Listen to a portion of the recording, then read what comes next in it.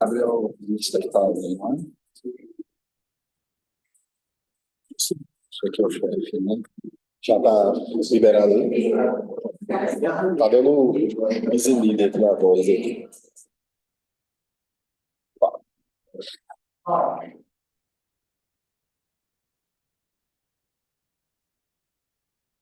Desinidem com delay aí.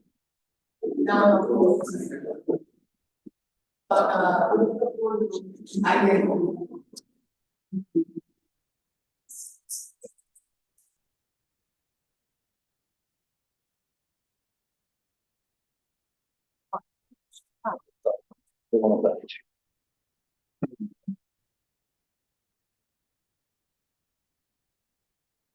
Começar aqui o segundo painel, né? Mais uma vez aqui agradecendo a professora Carla Amado, que nos recebeu com um imenso coração, permitindo essa cooperação internacional, e agradecendo a presença de todos, mas indo direto ao ponto, a apresentação do professor Werner Grau, doutor em Direito Tributário Ambiental pela USP, professor de Direito Ambiental e advogado com larga experiência na área dos instrumentos econômicos de política ambiental, da forma aqui resumida, porque o currículo de Werner é bastante grande.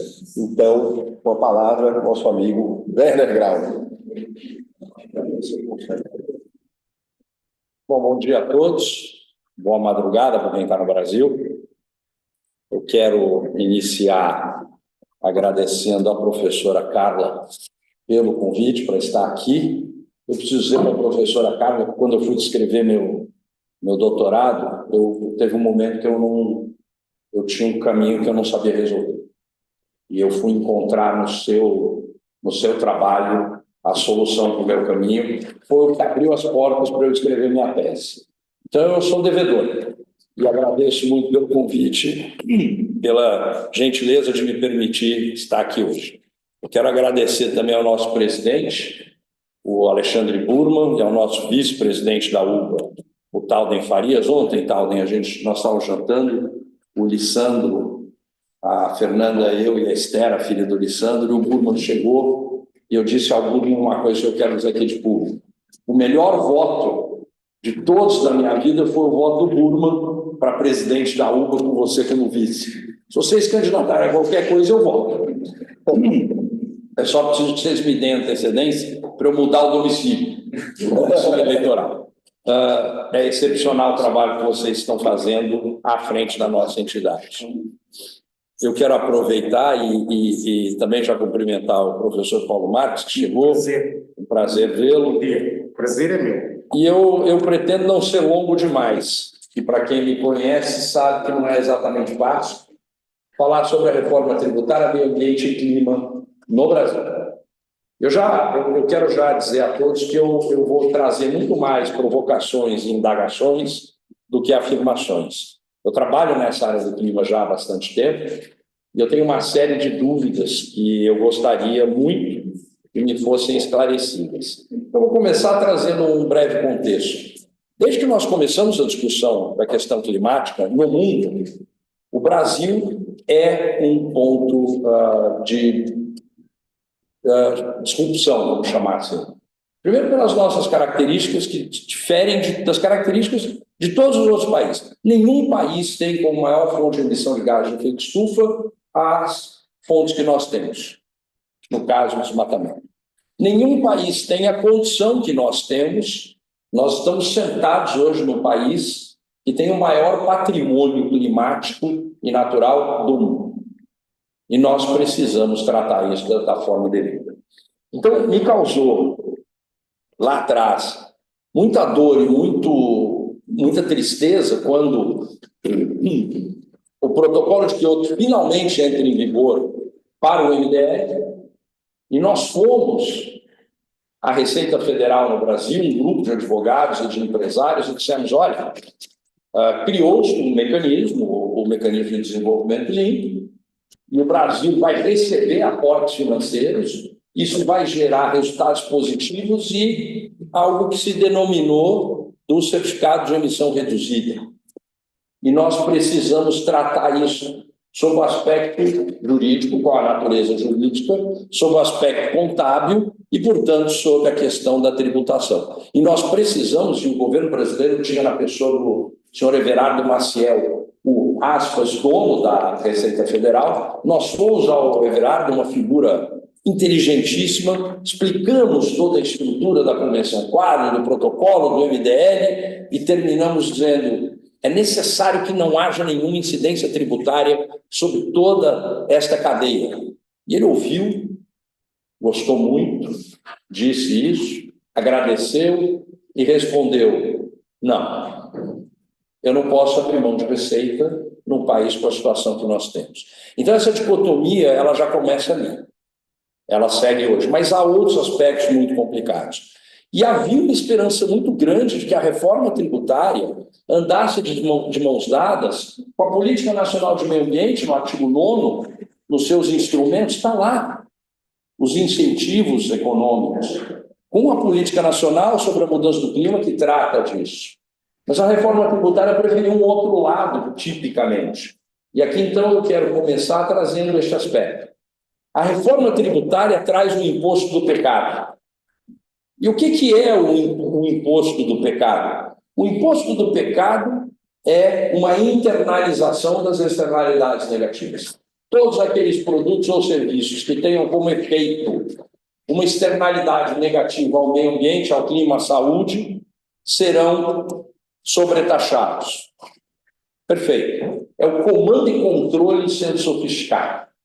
E, além de antes dizer, olha, para que você opere é necessário cumprir estes requisitos, eu também lhe digo, mas só pelo fato de o seu produto ou o seu serviço ter como característica intrínseca um efeito negativo deletério à sociedade e que cria um custo para o Estado. Vamos pegar aqui a questão do tabaco. O tabaco gera um custo para a saúde pública violento. Isso sempre se discutiu. Aqui se trouxe uma solução. Mas é uma solução que é o que eu chamo de solução negativa, de deprimir o mercado. E me parece que o conceito de sustentabilidade não anda nesta linha. Todos nós aprendemos com o Ulrich Beck que nós vivemos uma sociedade de risco. O que significa que a nossa vida ela se resume hoje a controle e gestão de risco. E controle e gestão de risco significa procurar meios de gerar aquele crescimento econômico e social sem que o risco se torne insustentável. O que nunca vai nos livrar dos eventos catastróficos, daquilo que eu gosto tanto de chamar do imponderável de Almeida, que Nelson Rodrigues, o inigualável Nelson Rodrigues, criou essa figura. O imponderável de Almeida, Alessandra, era aquele que sabia que nós íamos nos encontrar, íamos nos tornar grandes amigos a partir de uma tragédia. O imponderável de Almeida é aquele efeito que aquilo que nós chamamos de ordem, ordenamento jurídico, não consegue tratar. Nós identificamos o risco, aplicamos a prevenção, aplicamos a precaução, aplicamos medidas que ninguém imaginou antes. E um dia, algo acontece. Pode ser falha humana, pode ser um impulso natural, em várias razões. O fato é que aquilo que nós chamamos de dano é um efeito quase externo ao ordenamento. Nós criamos toda aquele cabedal de regras e de condições e de requisitos para evitá-lo, mas ele aparece. Ele chega. Isso é a sociedade de risco. Em algum momento, o risco se materializa. E, neste momento, nós temos que estar prontos a responder ao risco. E aqui, então, o imposto do pecado ele busca tornar mais cara, mais custosa aquela atividade que gera o risco maior. E, mais do que isso, já cria lastro, em tese, para o Estado responder aos efeitos deletérios. E aqui, eu quero aproveitar e fazer um comentário a vocês. Nós passamos por Mariana, por Brumadinho, e a reação imediata foi: vamos aumentar o valor da multa quando acontecer um rompimento de barragem. É realmente isso que nós queremos? É realmente esta a solução? é dizer, olha, se acontecer de novo, a pena será maior. Até o remédio ficar tão amargo quanto a doença? Ou será que o que nós queremos é que não aconteça? Parece que nós não lemos direito algumas teses tão óbvias como a do Lichbeck, por exemplo. Agora, então, nesse aspecto, na minha visão, a reforma tributária criou apenas e tão somente um elemento de depressão do risco. Mas ela não solucionou o risco. A solução do risco, me parece, está na inserção do parágrafo 8º, artigo 225 da Constituição, quando ele traz a previsão do sistema de indução tributária. E aqui eu ouço falar muito em incentivo fiscal. Eu faço uma diferenciação que eu aprendi com o professor Luiz Eduardo Schweig, do Departamento de Direito Econômico da USP, na obra dele, Normas Tributárias de Indução, que junto com a sua obra foi o que eu somei, professor, para chegar no resultado que eu penso. Nunca lhe mandei a tese, porque não queria ser corrigido. Mas, enfim, o professor Schweig explica, olha, incentivo é dizer para o Tauden que ele pode continuar fazendo tudo aquilo que ele sempre fez. E que se ele fizer bem feito, eu vou diminuir um pouquinho a carga tributária dele. É quase uma aspirina na prateleira da farmácia.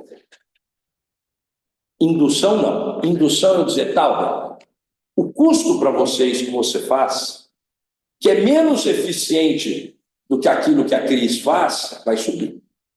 E vai subir até a tal ponto que eu vou induzir o capital de investimento que você tem a fazer aquilo que é melhor. E aqui a minha tese de doutorado foi exatamente isso. Vamos pegar aqui a geração de energia elétrica, porque esse é um ponto em que o Brasil tem que ser visto de maneira absolutamente diferente do resto do mundo. Nós temos uma matriz limpa. Nenhum país compete conosco nisso. A nossa base de geração de produtos é muito mais limpa, porque nós investimos muito em hidrelétrica. Essa questão é o custo associado à grande barragem no meio da floresta, por exemplo. Tem aí uma série de aspectos, isso é uma coisa que eu aprendi, como vários aqui, se não todos, ou quase todos, eu fiz a faculdade de Direito, mas eu tive o privilégio de me casar com uma engenheira e economista.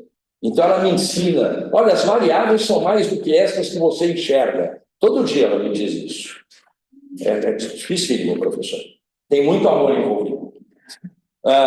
Então, nós precisamos olhar, olhando de maneira pontual, a nossa matriz é limpa. O fato é o seguinte, se nós quisermos desenvolver novas matrizes mais limpas e vamos olhar só para a variável carbono nesse momento, eu posso criar um instrumento de pecado, que no nosso sistema atende pelo nome de CID, não é? Que é a contribuição de intervenção sobre o domínio econômico, e eu posso, por exemplo, esta foi a tese que eu desenvolvi, tomar a seguinte medida: quantas toneladas de carbono são emitidas para gerar 1 kWh, em média, para cada matriz energética, da nuclear à fotovoltaica. Feita esta conta, eu terei a proporcionalidade da alíquota de inserção de uma carga tributária por meio de uma CID a cada uma das matrizes, de maneira que quanto menor for a emissão de carbono para gerar 1 gigawatt hora, menor será a carga tributária, e eu induzirei o capital a este tipo de matriz. Portanto, é uma matemática.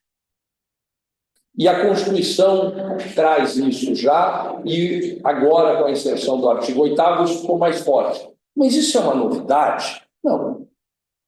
A nossa lei de Política Nacional do Meio Ambiente, a Lei 6938, de 31 de agosto de 1981, foi recepcionada pela Constituição, segundo o Supremo, na condição de lei complementar. Ela tem um status quase constitucional. E ela diz isso. Ela diz de instrumentos econômicos, de incentivos, de estímulos. A própria Política Nacional sobre a Mudança do Clima, o único dispositivo que no Brasil até hoje não foi implementado em nenhuma vertente é o dos estímulos econômicos. Alguns dirão, não, mas espera aí. Nós tivemos, por exemplo, o PROINFRA, que estimulou as eólicas. Sim, mas foi uma coisa pontual, não foi uma política efetiva de Estado. Então, nós temos aqui, na reforma tributária, 2 pontos muito positivos, desde que eles decolam. Desde que eles sejam efetivamente implementados, sob uma visão não de mero incentivo. Não é toma aqui um cookie porque você fez tudo direitinho. É muda a tua conduta. Então, esse é o primeiro ponto que eu queria trazer aqui como uma base para o que eu quero trazer para os senhores sobre forma tributária. Bom, primeiro, nós vivemos um momento que o foco precisa estar na descarbonização. E aqui eu quero trazer um depoimento pessoal. Comecei a trabalhar com mudança do clima em 1999, por conta de uma oportunidade que surgiu de me aproximar do Ministério de Ciência e Tecnologia e ajudar ali em alguns trabalhos. E sempre me chamou a atenção o seguinte: há uma visão muito forte sobre as florestas hoje. Nós viemos nos anos 90, indústria, depois transmudamos o pensamento a partir de 2005, começa com a proposta do desmatamento evitado, isso evolui para o que hoje é o REDD+, e vamos em frente. Hoje nós olhamos muito para a conservação da floresta. A conservação da floresta significa não piorar as coisas. Não faz muito, começou um movimento muito forte de restauração. A restauração me parece ser o grande passo. E mais do que isso, esta semana no Brasil foi aprovada a lei que regulamenta o CCS, a captura e estocagem de carbono. Agora a indústria pode deixar de emitir. Agora, com a restauração também, a floresta pode crescer e aumentar, e não apenas manter as emissões de carbono. Então, me parece que nós precisamos olhar para isso de maneira muito conjugada, e aqui entra de novo a matriz energética como um componente, entre vários outros. E o Brasil tem, portanto, uma situação muito interessante, uma matriz energética qualificada, uma condição florestal que país nenhum tem. Eu ia trazer um slide aqui, eu ia até cometer um furto qualificado de uma apresentação do Pérez, que ele mostra o número de países que caberiam dentro do Brasil. Porque aí a gente tem uma dimensão. Professora, nós falávamos ontem, num almoço, com a ex-ministra da Agricultura, Assunção Cristas, conversava com o doutor Assunção sobre a questão da insegurança que se tem em determinados pontos do país, pela ausência do Estado. E aí nós começamos a explicar para ela a distância entre São Paulo e o local de onde nós estávamos falando. E ela dizia, mas eu não consigo dimensionar isso. Claro, em Portugal o Estado é presente. Ouvi de uma pessoa que estava na sala, até presente até demais. Aí as dúvidas, percebi que sua visão também não é tanto assim, né? Mas o Estado é presente. Porque há uma capacidade geográfica, vamos chamar assim, que nós não temos. Nós não temos. Quem aqui já foi para a Amazônia sabe disso. Na hora que nós nos embrenhamos pela Amazônia, é outro mundo. É tudo diferente. Não adianta levar valores de quem acorda de manhã e tem luz elétrica e chega no seu trabalho sem passar por nenhuma onça. Não adianta. Então nós precisamos calibrar o pensamento. E o Brasil tem uma postura de tentar fazer isso. E agora nós temos um problema. O pacote de normas da Comunidade Europeia não vai dar certo. Nós vamos ter problemas.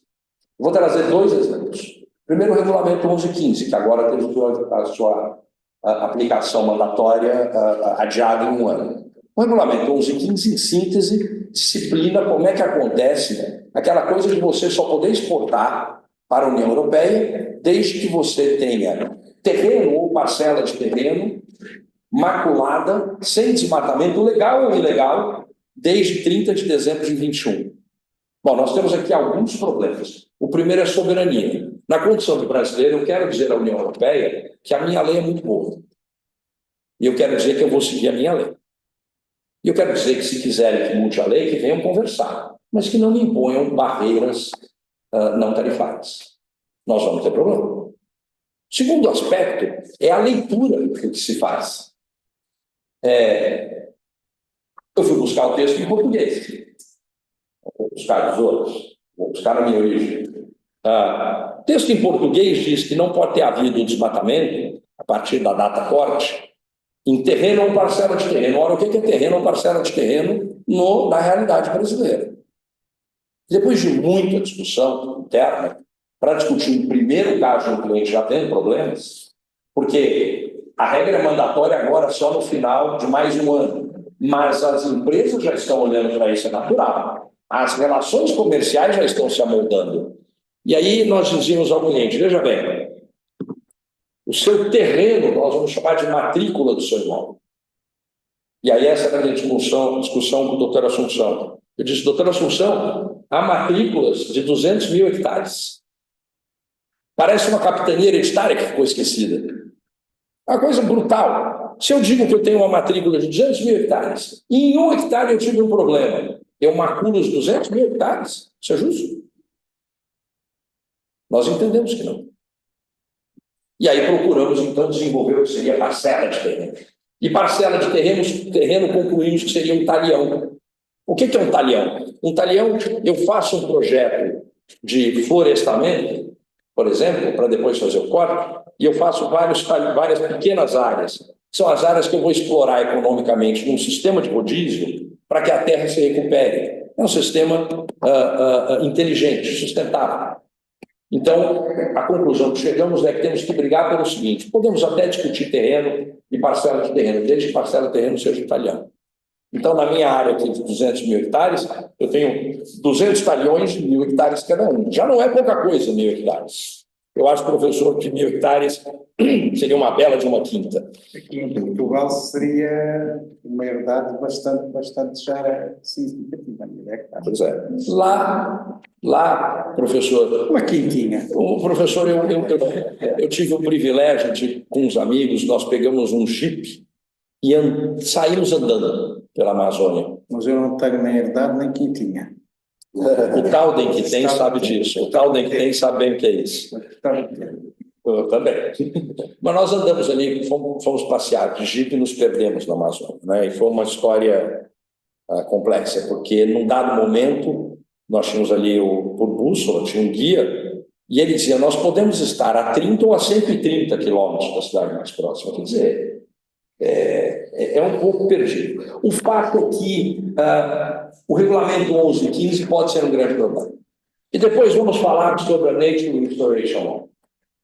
Pois então a Europa se propõe a restaurar 20% ou até 28% de suas florestas naturais. Parabéns. Na Amazônia nós só podemos explorar 20% das propriedades. Nós preservamos 80%. E aqui vem um ponto central. A dimensão. Um país de dimensão continental pode fazer isso. Evidente que aqui em Portugal seria terrível. 2, a qualidade da nossa floresta.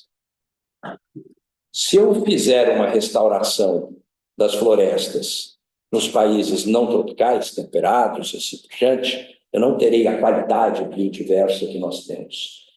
Lissandro, meu amigo, nós vivemos, e você gosta muito deste filósofo poeta que eu vou citar, então eu me dirijo a você. O grande filósofo poeta contemporâneo disse: moro num país tropical, abençoado por Deus e bonito por natureza. Peço desculpa aos senhores, eu chego a me emocionar quando eu falo do meu país. Amo essa terra. Acho que Portugal é uma coisa divina. Mas nada é tão bonito como o meu país. Isto tem preço. Nós podemos discutir critérios diferentes por diferenças que temos do que será a cobrança aqui e lá. Mas nós precisamos calibrar as expectativas. Em 1972, no encontro de Estocolmo, na Assembleia Geral da ONU, a representação diplomática brasileira disse: não condenarei um país à fome e à miséria em nome da conservação ambiental. Nós precisamos falar em sustentabilidade. Os senhores precisam visitar a Amazônia e conhecer aquele povo que lá vive. É um povo de uma cultura incrível. Mas, muito bem, nós temos um problema. Aqui. Nós temos um problema. Está fazendo o frutinho? Está aqui, é o da Operação Greenwashing. Mas foi ele, é esse o Eduardo dele. Aquela cheia. Não peça. Tinha ali um spoiler do que depois. Que coisa, gente.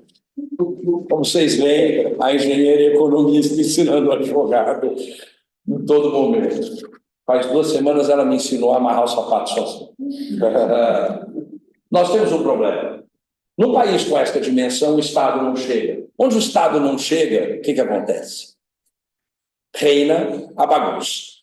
Então, a Polícia Federal brasileira fez um trabalho que é um trabalho digno de um documentário que se chamou Operação Greenwashing, e levaram a público no Dia do Meio Ambiente, no dia 5 de junho. O que foi a Greenwashing? De repente, surgiu no Brasil uma empresa de um determinado sujeito que tinha áreas 180, 200, 250 mil hectares. E ali foram feitos projetos de REDD+. Projetos impecáveis. Vamos tratar separadamente a questão clima e a questão legalidade. Do ponto de vista climático, os créditos são perfeitos, porque há um controle rígido da floresta. A floresta está lá o tempo todo. Não se desmatou. Não se fez nada que não se pudesse fazer. Mas descobriu-se que ele nunca foi o proprietário das áreas. Nós temos um problema histórico no Brasil. O estado do Acre não era do Brasil, era da Bolívia. Nós literalmente compramos o Acre. O dia que alguém conseguir me explicar por quê, eu não consigo entender nos registros históricos. O fato é que o Acre, no período em que era Bolívia, tinha um registro, na época não havia coordenadas, nada, era o terreno que vai da pedra tal até a árvore tal. E, por mágica, esses terrenos saíram do Acre e foram parar na região do Apuí, Amazônia. Werner, eu quero conhecer a Amazônia, vá para o Apuí. Terras indígenas, florestas nacionais, é incrível. Incrível a região do Apuí. Tem, inclusive, um mosquitinho, um potó, que uma vez me mordeu, e eu fiquei 2 semanas sem saber meu nome. É um negócio fora de série também. É a vida. Muito bem. A Operação Greenwashing revelou que os registros imobiliários eram todos falsos. E aí eu pergunto aos senhores, quem for investir na Amazônia num projeto de carbono, qual é a primeira condição para que se tenha um projeto de carbono? Eu preciso de uma terra que seja de alguém, porque este alguém tem que pedir a um especialista que calcule o carbono que ali está fixado. Se eu não sei quem é o dono da terra, eu não sei quem é o titular do crédito. E criou-se uma grande confusão. Esses projetos foram feitos em cima de terras públicas. O Instituto Nacional da Colonização e Reforma Agrária, o INCRA, tinha, não o Instituto, evidentemente, mas pessoas de lá de dentro envolvidas na formação desses títulos falsos. E, a partir disso, nós tivemos um efeito dominó. Há fundos fiados, fundos ligados ao agronegócio, que eram lastreados no crédito de carbono dessas áreas. O valor desses fiados foi embora. Então, nós temos um problema a resolver. O Estado brasileiro não precisa de ajuda. Precisa de ajuda aqui. Como é que se faz o controle imobiliário em Portugal? Quais são os sistemas que se usam aqui? Quais são os sistemas que se usam em países de grandes dimensões, como a Austrália, como os Estados Unidos, como o Canadá? Nós precisamos de aprender isso. E nós vamos superar uma falha que nós temos desde sempre. Artigo 2º da Política Nacional de Meio Ambiente, inciso 2º ou 4º. Os instrumentos da política nacional, né? ou é do nono, agora eu já me confundi. No nono inciso segundo, zonamento ecológico econômico. Se nós tivéssemos um zonamento ecológico econômico efetivo, nós saberíamos dizer, aqui é floresta, aqui é indústria, aqui é terra indígena, aqui é urbano, e vamos em frente. Como vivemos um grande problema. Vem uma segunda onda aí agora na questão do carbono. A primeira foi o MDL, que não fez o resultado que deveria. Mas muito bem. Eu vou passar esse slide para não estourar meu tempo, mas eu quero trazer um ditado que me parece ser a solução para o Estado brasileiro. Que é um ditado bem machista, diga-se de passagem, nós precisamos mudar isso. A mulher de César não basta ser honesta, ela precisa ser honesta, parecer honesta. Ou seja, o Estado brasileiro não adianta emitir um título dominial. Eu tenho que ter todos os elementos que levaram aquele título dominial, senão não tem segurança jurídica. E nós precisamos de ajuda para isso. Precisamos de uma métrica e uma plataforma própria para estabelecer a segurança jurídica de nossos projetos. Mas muito bem.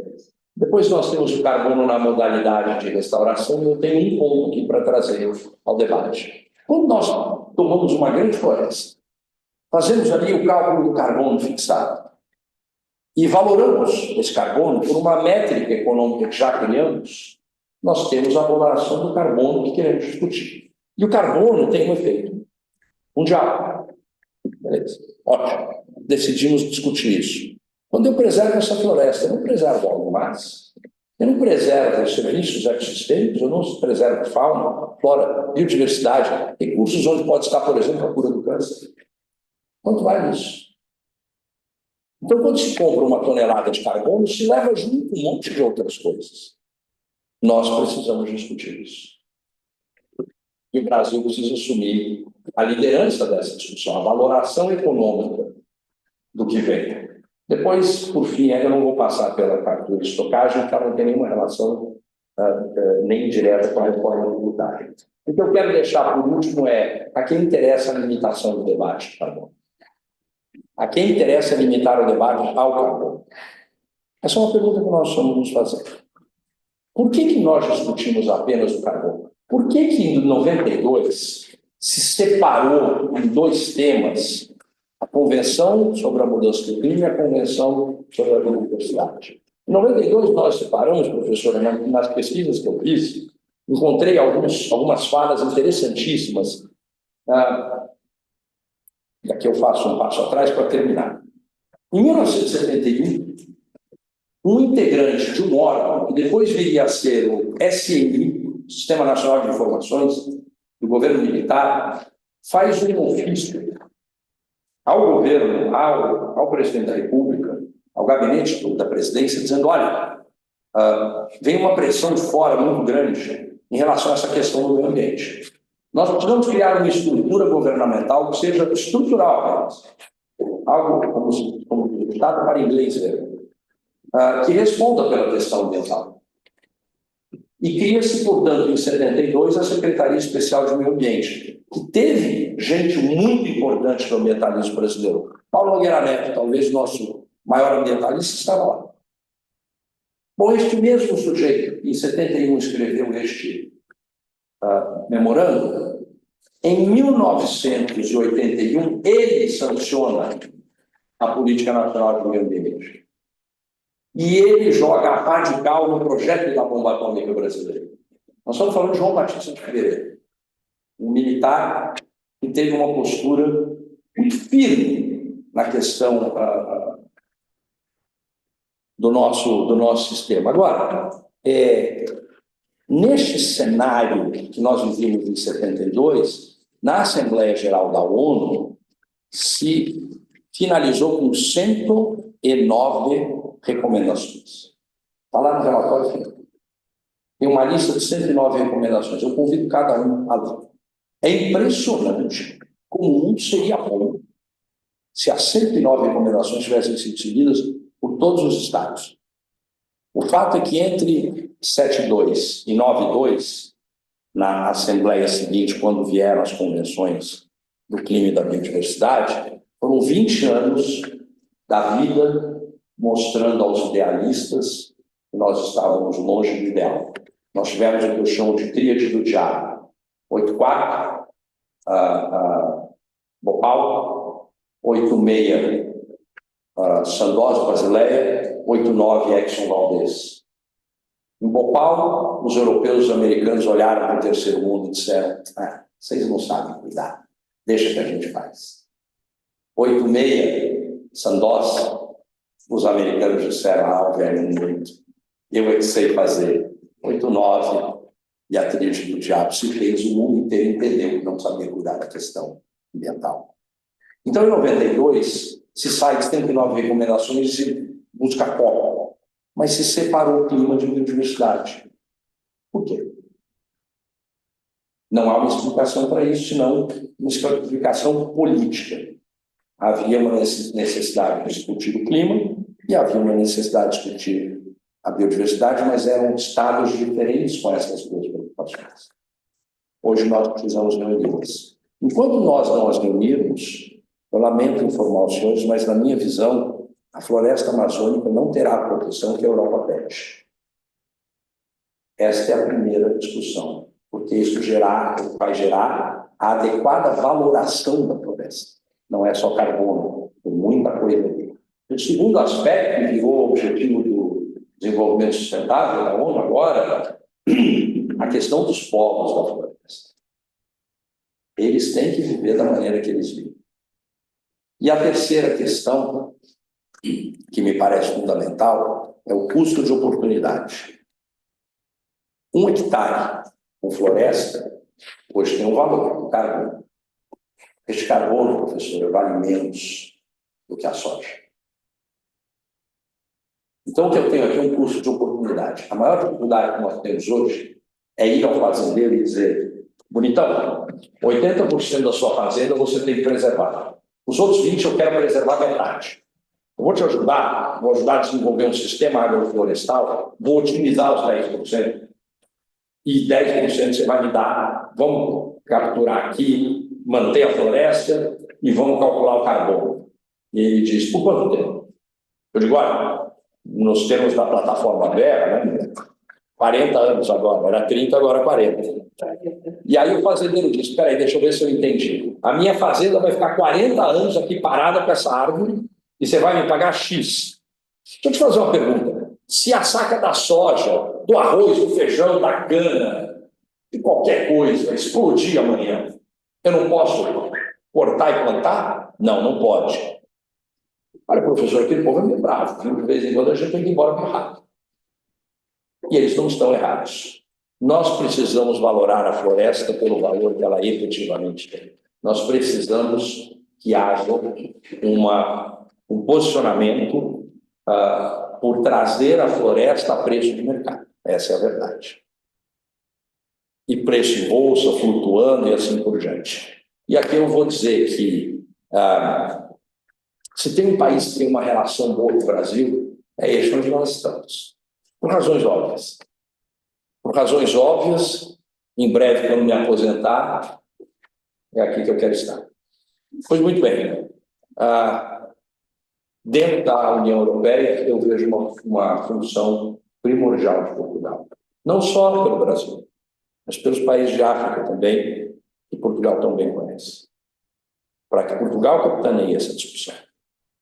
O meu sonho, quando olho para a diplomacia, é ver Portugal sendo o veículo vinculado e aliado de Brasil e outros países que têm aí as florestas, para que essa discussão deixe de ser carbono e passe a ser o valor de mercado de uma floresta. A reforma tributária nos deu o primeiro passo interno, que é trazer o parágrafo 8º para o 225. Agora, nós precisamos de ajuda externa. Professor Paulo, já que o senhor está aqui nessa mesa, o senhor é convidado a ser o primeiro a fazer isso, junto com a professora Carla. Muito obrigado.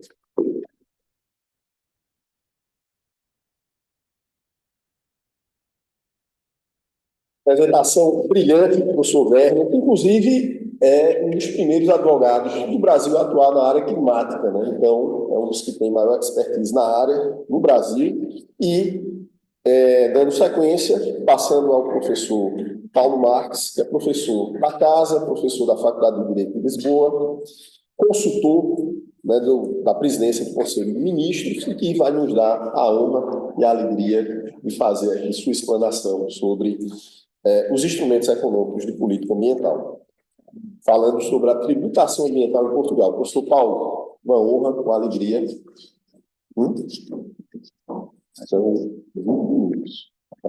Fica à vontade, com a palavra. Muito bom dia a todos. Aqui em Portugal já seria boa tarde, porque já passámos as 12 horas, mas como é antes do almoço, eu digo bom dia. Queria saudar o Instituto de Direito Brasileiro por esta iniciativa, a professora Carla Amado Gomes, organizadora e vice-presidente, muito obrigado, o professor Bernardo Grau Neto, depois da sua exposição brilhante, e o professor Galdemos Farias, portanto, especialista, já percebi, em direito ambiental, mas depois existe uma nova realidade hoje, que é o direito tributário ambiental, ou direito ambiental tributário. Isso depois é outra questão. Vou-vos falar um pouco de impostos. Já se sabe que os impostos uma prestação coativa estabelecida na lei, no qual não intervém, uma vez verificado o facto tributário, a vontade dos cidadãos, mas, como dizia o grande escritor brasileiro Machado de Assis, a vida é cheia de obrigações que a gente cumpre, por mais vontade que tenha de as infringir. Portanto, o que é esta matéria, senão a tensão entre, por um lado, os desejos individuais e, por outro lado, as exigências sociais. E cada um com as suas razões, não é? As razões coletivas são importantes, mas não são exclusivas, não é? Como o professor Grau Neto aqui evidenciou. Ora bem, o imposto tradicionalmente é perspectivado como que uma espécie tributária cujo fim, diga-se o que disser, é a arrecadação de receita. Como não chega ao Estado, mesmo quando contrai empréstimo, tem receitas creditícias, decide de pagar amanhã com impostos. Mas não chegam as outras formas de receitas, não é? Sejam, sei lá, já nem falo em taxas e em contribuições, mas digo receitas patrimoniais ou preços, sem dúvida. Portanto, o imposto é, sobretudo no modelo atual de Estado social em que vivemos e queremos viver, já não o mero Estado liberal. Obviamente, se há mais tarefas fundamentais do Estado, há despesas inadiáveis e imprescindíveis em relação às quais é necessário encontrar recursos. E aí temos os impostos. Agora, os impostos, no caso de impostos ambientais, há aqui algumas matizes, alguma especificidade. Porquê?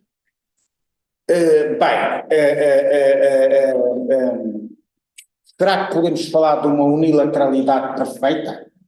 Portanto, a característica dogmática do imposto é não existir uma contrapartida individualizada. Os impostos ambientais, penso eu, são unilaterais. Agora, eventualmente, a unilateralidade não é perfeita. E, por outro lado, é muito difícil falar em sinalagma, em contrapartida a favor do cidadão, individualizada e conexionada com o pagamento do imposto. Mas, sem dúvida, estamos aqui a falar de justiça comutativa, no sentido de igualdade, de troca, em que todos estamos no mesmo plano, portanto temos de defender o que é de todos. Portanto, estamos aqui a entrar neste conceito de troca, de partilha, não é? Dos bens comuns, etc. Aliás, o professor Ricardo Lobo Torres, é uma questão interessante, é se, afinal, extrafiscalidades, existe fiscalidade sem extrafiscalidade? Porque há aquela ideia que a fiscalidade é neutra, os impostos são neutros, mas nós sabemos que tem impacto e cada vez mais nas opções dos cidadãos, na economia, na sociedade, na cultura, nos veículos, não é? Seja digitalização, seja outros, portanto, as várias opções dos contribuintes. Daí que, por um lado, o legislador fiscal não só arrecada a receita, como incentiva ou desincentiva fiscalmente.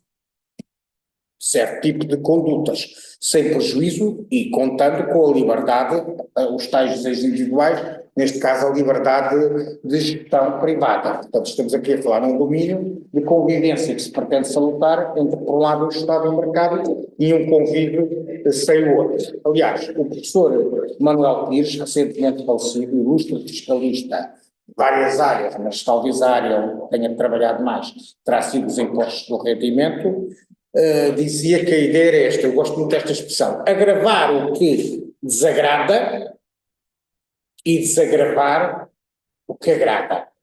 Acho que é uma definição um bocadinho interessante da intervenção do Estado neste domínio. Este aspecto de justiça comutativa troca um pouco o conceito que demos em introdução ao direito, de Santo Tomás de Aquino, não anda muito longe o poluidor-pagador. Mas afinal ele polui menos do que paga, polui mais do que o que paga. Às vezes a relação e o equilíbrio, pelo menos se nos cingirmos a uma fórmula matemática, não é exatamente assim. Portanto, seguramente não quer dizer que não existam taxas ambientais, mas estou aqui a falar sobretudo dos impostos ambientais. A Constituição Portuguesa expressamente não fala desta componente extrafiscal, muito menos nem a Lei Geral Tributária, quer dizer, fala genericamente, por exemplo, a nossa Constituição Portuguesa, 103, número 1, diz que o imposto se destina, no fundo, ao financiamento, a satisfação das necessidades financeiras do Estado e de mais entidades públicas, isto é a primeira equação, e depois fala também na repartição justa de rendimentos e da riqueza. Num artigo, e não só, que existe, portanto, na Constituição Portuguesa, coordenada pelo professor Jorge Miranda e o professor Rui Medeiros, em que a professora catedrática aqui da Faculdade de Direito, a professora Ana Paula Dourado, e eu dei algum contributo na anotação, no fundo considera que o conceito ambiental não está só nas repartições do Estado, diz lá que deve promover o ambiente, está também quando se fala em repartição justa dos rendimentos e o acrescento da riqueza. Então o ambiente não é uma riqueza. Agora, tem que ser repartido. Não pode ser exclusivo de alguém ou exclusivo de uma geração. Então também é pensar um bocadinho nas gerações vindouras, não é? Aqueles que estão de vir. A nossa liberdade individual existe e é para ser defendida, mas tem que estar em harmonia com a liberdade dos outros e com os direitos sociais dos outros, da comunidade e dos outros, não é? Portanto, nestes impostos extrafiscais, como iremos ver, porventura, o elemento de arrecadação, se a conduta dos cidadãos evoluir no sentido positivo, é que é cada vez mais secundária. O arrecadar receita é evidente que é importante, não só impera em Portugal, e penso que será no Brasil, em termos orçamentais, o princípio da não consignação. Ou seja, o imposto não é predestinado àquela despesa, a taxa sim. Pelo menos essa como regra. Mas tem dúvida que se houver um comportamento reiterado e cada vez maior do cidadão, que cumpre em termos, por exemplo, de ambientais, ou até em termos de, sei lá, bebidas açucaradas, porque estamos a falar isto da fiscalidade, existe muito, não só para certas condutas em termos de saúde, como, por exemplo, em termos ambientais. Se funcionar, nunca funcionará na totalidade, não é? Porque o pecado faz parte da vida do homem. E todos nós pecamos e pecamos e vamos pecar. Mas se funcionasse sem pecado, digamos assim, usando essa expressão que diz, não teríamos arrecadação. Era um debate interessante, é se ainda temos imposto. Se este imposto ainda merece o nome de imposto. Não é? Sei lá, paga-se pelos sacos de plástico. Mas porquê? Para desincentivar o consumo de sacos de plástico. Mas se, que não acontece, todos nós decidíssemos nunca mais nem um saco de plástico. Não teríamos arrecadação. Mas teríamos o objetivo extrafiscal, ambiental, plenamente, com um grande sucesso atingido, não é?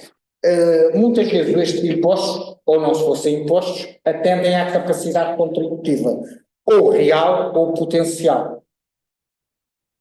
Portanto, há dois elementos, pelo menos na doutrina portuguesa, que distinguem o imposto da taxa, e no fundo caracterizam o imposto, que é, por um lado, sinalada, ou seja, a unilateralidade, por não haver uma contrapartida pelo menos individualizada. Eu paguei logo, tenho direito, por exemplo, a este serviço, E aqui pode haver um sinalar, mas só que o sinalar é eventual, não é absolutamente certo. Por isso é que se aproxima, como iremos ver, um bocadinho mais às vezes das contribuições especiais, mas que em Portugal são tratadas como impostos. As manifestações jurídicas interessam, ou seja, muitas vezes os impostos ambientais também são mais consoante a capacidade contributiva, mas não há volta a dar. O imposto não pode viver ao arrepio da capacidade contributiva. Não podemos exigir daqueles que, por isso, simplesmente não podem pagar.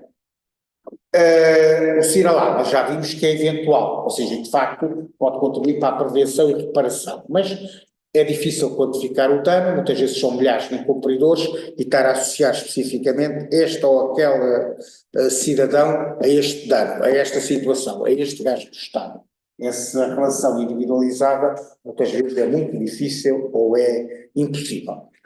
Depois existem impostos mais ou menos ambientais, quer dizer, se é no sentido estrito, sei lá, se é as emissões atmosféricas de carbono, sem dúvida, é de alguma forma compensar o custo que se tem ou que se presume que se tem, porque depois é necessário também opções políticas para existir esse gasto, esse custo, não é? Em relação ao ambiente. Por isso é que isto, de alguma forma, se aproxima das chamadas contribuições especiais, que o Brasil pensa que é essa definição, e aqui é no artigo 4, número 3 da Lei Geral Tributária. E é o seguinte, eu vou dar o caso, existem dois tipos paradigmáticos de contribuições especiais. Por um lado, de desgaste, por outro lado, de melhoria. Melhoria não será tanto aqui o caso de uma grande infraestrutura pública que beneficie todos os cidadãos, mas que se presume, como é uma ponte, ou sei lá, alguma grande infraestrutura. Sei lá, isso aconteceu com os vários pontos que temos aqui em Lisboa, a ponte sobre o Tejo, a ponte Francisco Abreu e com a ponte Vasco da Gama. Portanto, é um grande investimento que beneficia todo o país e estrangeiros, etc. Mas presume-se que beneficia especialmente os proprietários das zonas. Então paga-se, mas não me estou a referir a essas. Estou-me a referir de desgaste, especial desgaste, sei lá, um caminhão. Em tese, desgasta mais a via pública, mas pode circular e não tem o desgastar e outro mais ligeiro. E, portanto, presume-se, de alguma forma, que há mais probabilidade, pelo menos, de existirem custos acrescidos. Então surge a contribuição especial de desgaste. Agora, não é uma relação direta, a saber, se circula o veículo A, vai haver esta despesa. Estão a ver? Pronto, isso seguramente não é uma taxa. Em Portugal, e penso no Brasil, as contribuições especiais não são impostos, mas são tratadas como impostos, daí que a maior parte dos autores considera que é aplicável também na mesma à reserva de lei, em relação aos impostos ou contribuições especiais, diferentemente da taxa, que é diferente, como a taxa não é tão ablativa para a esfera patrimonial, o que é que sucede? Há um regime geral de taxas, que por acaso não existe em Portugal.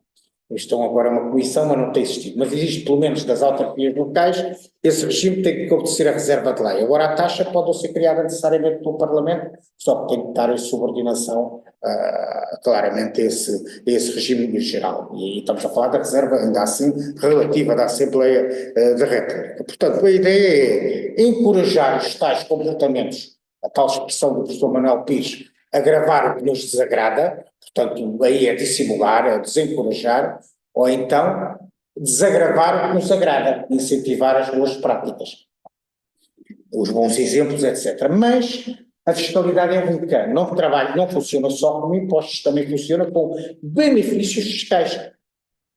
O benefício fiscal pressupõe incidência, ou seja, é uma realidade do facto tributário, há uma atividade, um rendimento, por exemplo, que foi tributado, está na incidência, é sujeito ou sujeito passivo é sujeito, simplesmente, excepcionalmente, é dispensado do pagamento. Então temos as denominadas, por exemplo, isenções fiscais ou reduções de taxas, etc. Não é? São excepcionais. A regra não são os benefícios fiscais, apesar da proliferação que nós temos em relação aos benefícios fiscais. Porquê? Porque a regra é que quem é tributado paga. Simplesmente, se existir um objeto, para existir o imposto, já é preciso haver uma razão muito válida, não é por acaso que queremos que seja a Assembleia Representativa dos Cidadãos com uma legitimidade reforçada. Então temos que encontrar uma razão ética ou ambiental, seja ela qual for, extra-ambiental, que seja superior ao próprio interesse ao próprio interesse que justifica o imposto. Ou seja, temos uma despesa que é considerada imprescindível, temos um imposto. E depois ainda temos um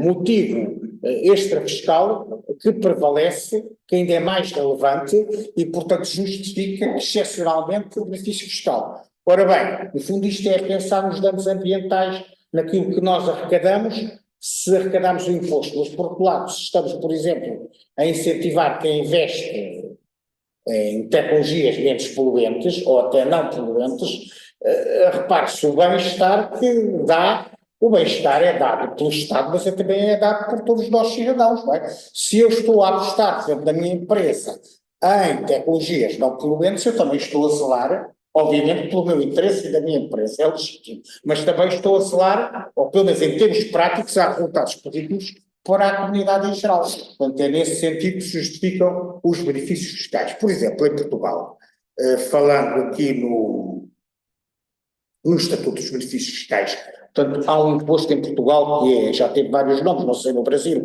é aquele imposto anual sobre o património. Basta a propriedade, eu sou proprietário de um prédio e pago. Já se chamou contribuição predial, depois passou-se a chamar contribuição autárquica e agora imposto municipal sobre os imóveis. Não sei no Brasil qual é a designação. Imposto predial, territorial. Agora que nós estamos aqui a ouvir a questão da constitucionalidade, que ninguém nos está a ouvir, estamos aqui só nós os três, mais ninguém, a inconstitucionalidade, a constitucionalidade desse imposto não é de fácil compreensão. Ora bem, existe um artigo no Estatuto dos Benefícios Fiscais que o que acontece? Que fixa que pode haver, os municípios que passam o imposto, é a reserva de lei e quem administra, quem cobra é a Autoridade Tributária Nacional. Portanto, é o Estado, a administração direta do Estado. Mas o titular da Receita, nesse aspecto, é o sujeito ativo, depois discute-se que é o sujeito ativo, mas enfim. Se calhar não é certo próprio para estarmos aqui muito tempo com isso, mas o município seguramente é o titular da Receita e permite que a Assembleia Municipal possa deliberar uma redução da taxa de 25% se estivermos a falar de prédios urbanos com eficiência energética. Portanto, é um exemplo de benefício fiscal. Outros, por exemplo, despesas com frotas de velocípedes, portanto, bicicletas, por exemplo, é considerado gasto, né, do período de tributação, por efeitos de determinação do lucro. O valor correspondente a 120% da despesa. Há aqui uma majoração. Vão ver? Lá está. É incentivar, sem dúvida, neste caso, um meio de transporte não poluente. Por exemplo,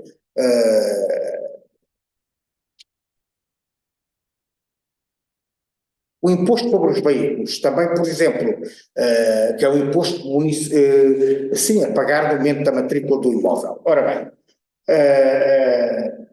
se forem veículos, se estamos a falar de veículos elétricos, 100% de isenção. Se é híbridos, é pelo menos uma redução de 40%. Estou a dar aqui um exemplo.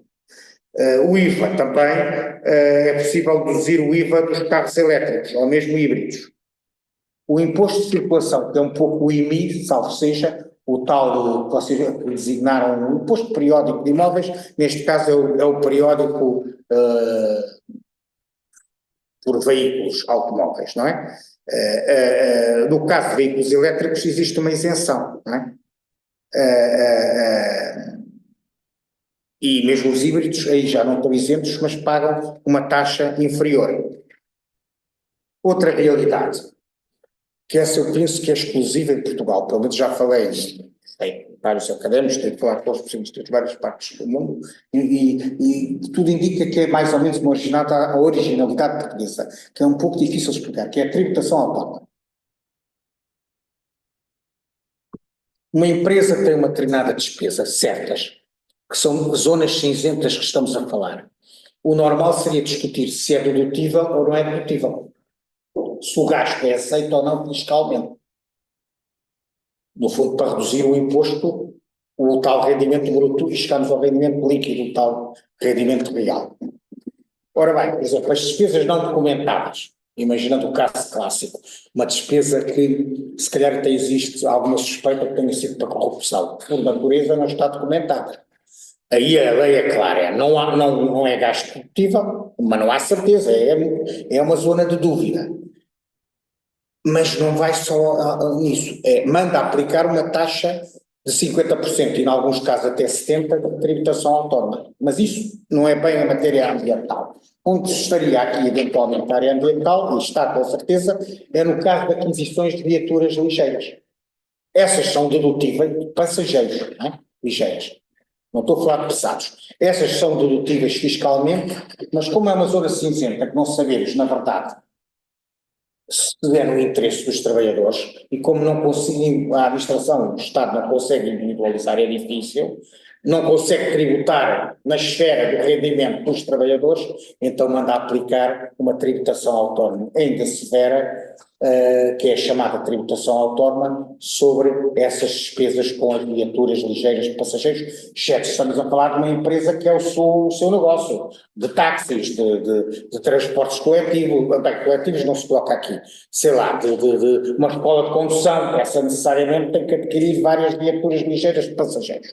Então, para vos dar um caso, eu sei que vou-vos falar em euros, por exemplo, 32,5% a partir de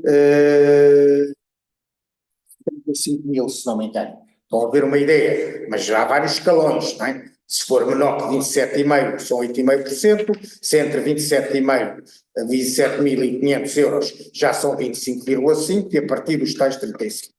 A novidade é que os veículos elétricos estão isentos. Até 62.500 euros. Se for superior, pagam, mas já é só uma taxa de 10%, não é esta de 32,5%. Estão a ver? E os híbridos também pagam bastante menos, consoante o valor. São exemplos de medidas legislativas concretas em Portugal que têm claramente preocupações ambientais. Estamos a ver que, por exemplo, os elétricos não pagam, claramente, que é uma preocupação ambiental. Até a nível de depreciação, não é? A nível de depreciação também, não é? No fundo, a ideia da amortização e um equipamento que está ao dispor da empresa ao longo de...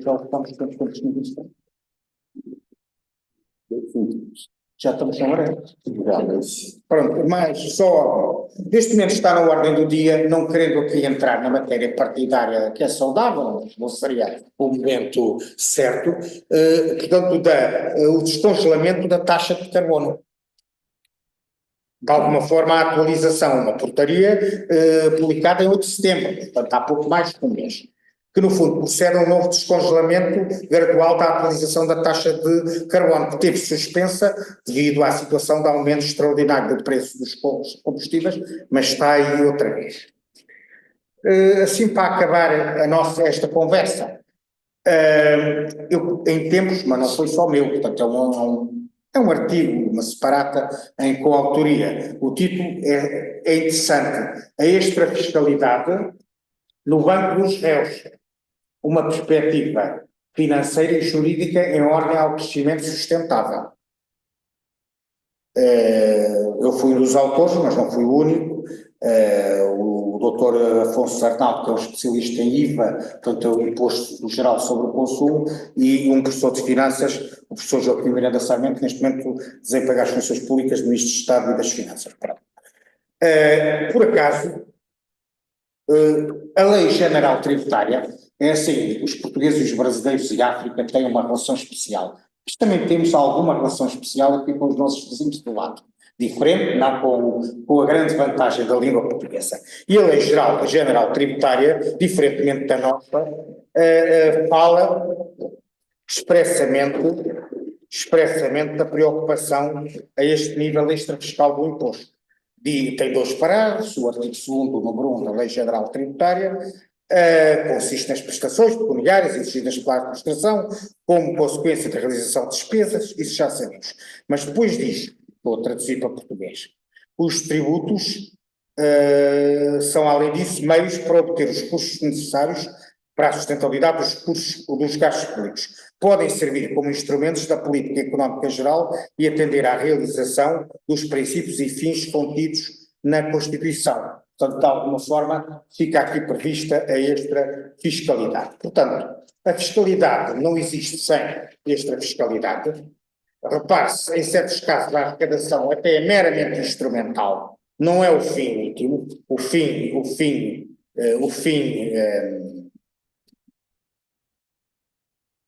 o fim último será outro. Aliás, o professor também brasileiro de São Paulo, professor Heleno Taveira Torres, fala muito nesse aspecto. E a ideia é se a fiscalidade é absorvida pela extra-fiscalidade ou vice-versa. Fala muito dessa. E na questão da justiça fiscal, se calhar acabaria um bocadinho com isso. Portanto, a ideia que está em causa é a justiça fiscal, que é a realocação de recursos, a ideia de um escravo, não é? A redistribuição de recursos em ordem que é pensar nos meios de produção e de riqueza, não é? É um bocadinho isso. Daí que o professor Heleno brasileiro Heleno Taveira Torres fala na questão do direito tributário ambiental, ou seja, há uns anos atrás era impensável conhecer tantos sub-ramos do direito tributário, que aqui em Lisboa é designado por direito fiscal, em Coimbra direito tributário. No fundo a ideia do imposto como garante, como promotor e preservando os bens ambientais. Em Portugal, e seguramente no Brasil, mas nós aqui estamos muito à frente, por exemplo, na relação procedimento e processo tributário. É um pouco a área que eu trabalho mais. Para pensar, temos isto não tem nada a ver com a conferência que estamos a ter. Tem, porque nós, a nível de digitalização, somos os países pioneiros e mais à frente na Europa e no mundo.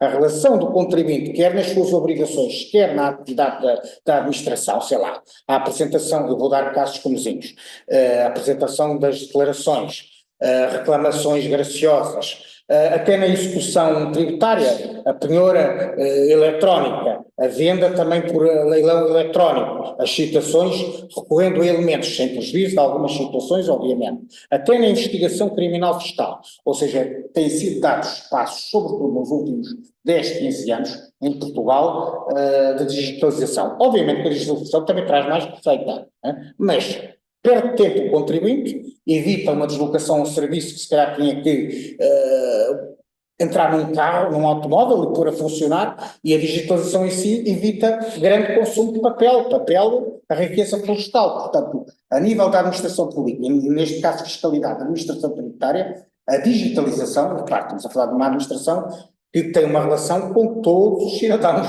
Portanto, é uma administração por endereço que é muito abrangente. Portanto, a digitalização também acaba por ter este ganho ambiental em termos concretos. Eu acabaria com uma frase de um português, mas que é um português que também teve uma relação com o Brasil especial, na defesa de direitos humanos, viveu vários anos no Brasil, o padre António Vieira, que dizia: a natureza fez o comer para o viver. E a gula, é isso que nós estamos aqui um bocadinho a combater, fez o comer muito para viver pouco. E era assim. Muito obrigado a todos.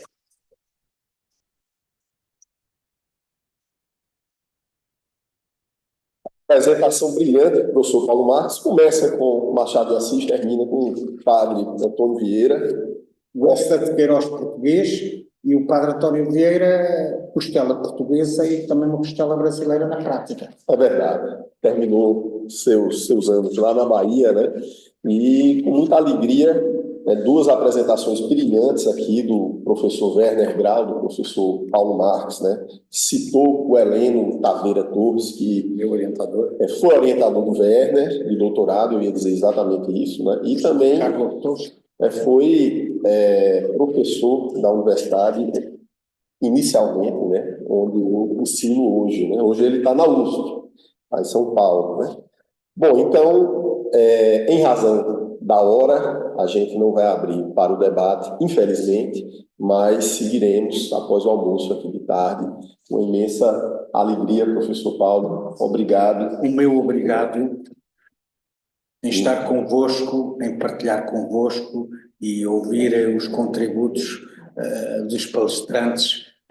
Saímos daqui mais ricos, todos, com a tal lusofonia, a tal ponte entre Portugal e Brasil. Verdade, irmandando aqui, Brasil. Então, desfaça a mesa e daqui a pouquinho estamos juntos de novo. Obrigado.